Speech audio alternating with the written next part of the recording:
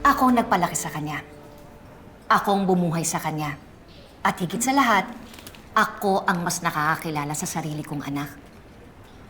Kaya ako lang ang may karapatan disiplinahin ang anak ko.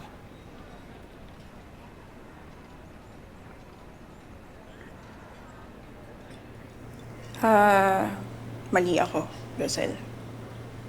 Sorry.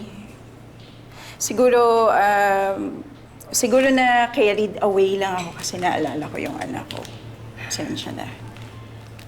Bakit hindi mo kaya subukan tawagan yung anak mo? Siya kaya yung intindihin mo kesa yung nakikialam ka sa issue ng mag-inang hindi mo naman kaano-ano. Sorry ulit, Rosel. Hindi na mauulit. Sana nga. Kasi ayokong magkaroon tayo ng hidwaan. Salamat, Rosel. Pero wala kang alam. Ako ang tunay na ina ni Tali, kaya may karapatan ako sa kanya.